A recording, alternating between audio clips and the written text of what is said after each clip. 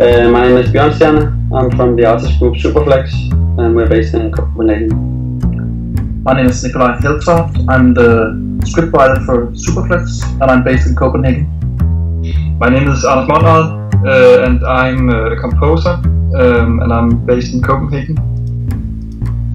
It is from scratch, built restaurant, and all the details, more or less, are also built. So if you look carefully into it, you see many details where the little box for a Happy Meal. It's also handmade. So there was a whole team, including us, all sitting and handmaking every detail and so on. So everything is built, constructed. It's in a studio in Bangkok, and as you can imagine, it's rather complex to add so much water. So it's a fabrication, a construction. It was a very complex film set. We had to basically build the setting for the restaurant, and then around that we built a pool, and then we had water trucks filling in water. But one thing, even though everything was planned, you can't move backwards. The moment you added water into the set, you can't go back. So, we planned a lot of things, but the moment you did one shot and the water is a little, you could maybe stop the water, but you couldn't move backwards. So the set there's a lot of limitations in the set. McDonald's is kind of it's the biggest fast food chain in the world, and it's a very iconic one. And also, it's if you close your eyes when you think about a fast food chain, I think in most people's brains the image of the McDonald's will come up. But I think the starting point is more to focus on the idea of this mass production of food.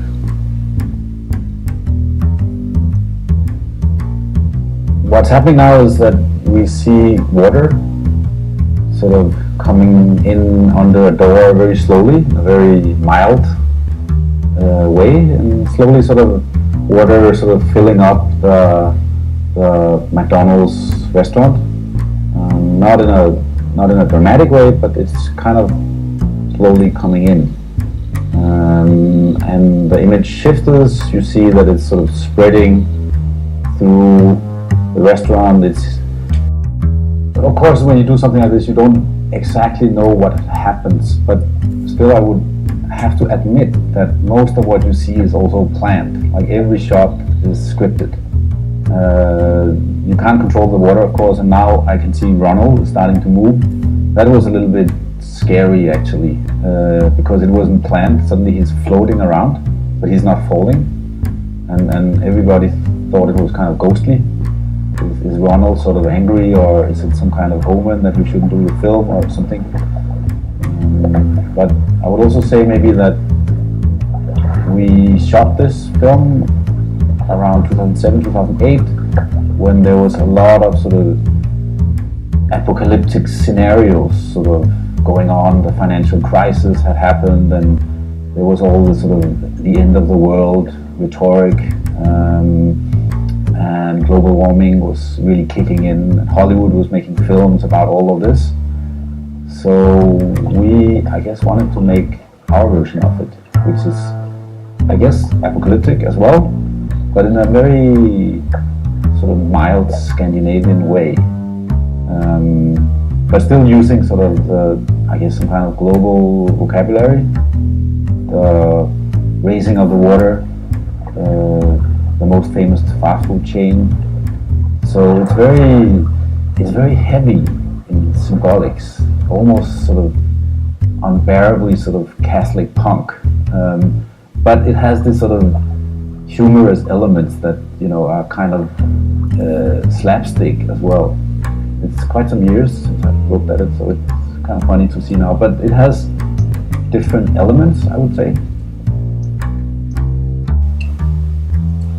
It's interesting to see that in the beginning, when you see the start of the movie, we introduce the different objects, and in a way they're dead objects, and then slowly we add the water, and it's kind of it's like a meltdown of this place, but at the same time, new life starts up. Like all these dead objects start to become actors and they move around. And as Rasmus said, it's almost like slapstick sometimes when you see a cop moving into something else, and these small things becomes characters in the film.